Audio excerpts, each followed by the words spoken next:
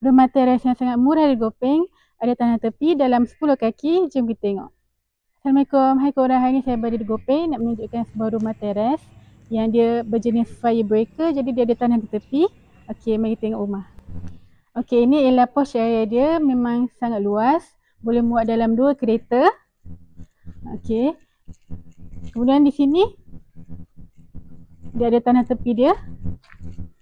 Dalam 10 kaki macam tu lah. Memang sangat luas lah. Nak bercocok tanam kat sini pun boleh. Nak buat aktiviti kat sini pun boleh juga. Okey, mari tengok kat dalam. Okey, ini adalah ruang tamu dia, living area dia. Memang cukup luas lah. Tak dibandingkan dengan rumah teres lain, memang sangat cukup luas. Ini boleh letak kursi, boleh letak TV di sini. Kemudian mari tengok. Ini ialah master bedroom dia. Okey, ini ialah master bedroom dia. Kalau kita tengok memang cukup luas, pencahayaan dia pun sangat bagus, ada tingkap di sini. Dan master bedroom ni dia ada bilik air kat dalam.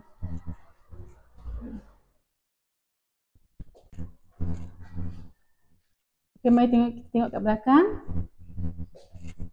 Okay, kat belakang ni dia ada portion untuk dining area dia. Memang sangat terang.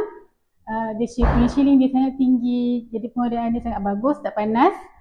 Kemudian mari tengok bilik kedua dia. Okey, ini ialah bilik kedua dia. Memang sangat luas, pencahayaan dia pun sangat bagus.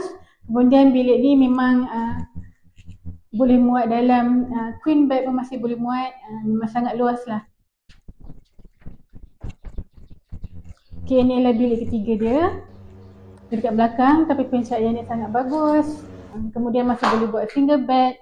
Nak letak office pun boleh, meja untuk belajar pun masih boleh. Okey.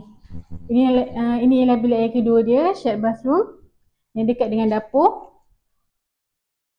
Okey, ini ialah dapur dia. Kalau tengok dia ada countertop, ada sinki, plug pun masih ada. Keluasan pun memang cukup lah keluasan dia. Dan yang kita lihat kat belakang ni pun ada area lagi. Kemudian di belakang ni pun ada area lagi. Memang cukup luas dalam 8 kaki. Jadi kalau nak tambah dapur pun boleh, tapi nak letak barang pun boleh. Dan di belakang ni pun ada area lagi lah.